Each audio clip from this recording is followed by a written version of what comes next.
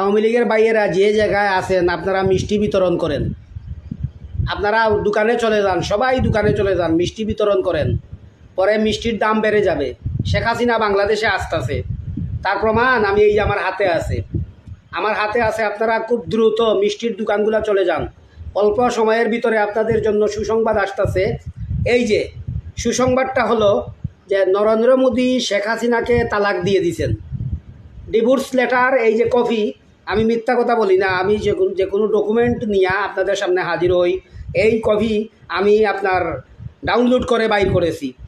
তো এই যে তালাকের কপিটা আমি আপনাদেরকে দেখাইতেছি। এর আনুষঙ্গিকে আমি কিছু কথা বলি। আমি আনন্দবাজার পত্রিকার সাংবাদিক নরেন্দ্র কুমার এবং আপনার সাংবাদিক যে ময়ূরঞ্জন, তাদেরকে সাথে সাথে ফোন দিলাম। তারাও সেই কথার সত্যতা স্বীকার করেছেন। গত রাত 3টার সময় নরেন্দ্র মোদিজি শেখ হাসিনার মোবাইলে চেক করে দেখলেন যে কলকাতার পশ্চিমবঙ্গের মুখ্যমন্ত্রী সুধেন্দ্র অধিকারীর মোবাইলে উনার পিক, কথা বলা এবং বিভিন্ন ধরনের প্রেমের কথোপকথন, এগুলা দেখার পরে রাগান্বিত হয়ে তৎক্ষণাৎ উনাকে তালাক দিয়ে দেন। তালাক দেওয়ার খবর শোনার সাথে সাথে আমাকে একজনে তালাক দেওয়ার খবরের সাথে সাথে দিল্লি থেকে আমাকে একজন ফোন দিল। আমার বন্ধুবান্ধব অনেক দিল্লিতে আছে, মিনাবাজারে আছে, কলকাতায় আছে, বিভিন্ন জায়গায় আছে। তো ওরা আমাকে ফোন দিয়ে নিশ্চিত করলো, তখন আমি বিশ্বাস করলাম। এর আগে কিন্তু আমি বিশ্বাস করি নাই। তারপরে আমি এই কপিটা আপনার তুলে আনলাম যাতে মানুষ আমাকে বিশ্বাস করে।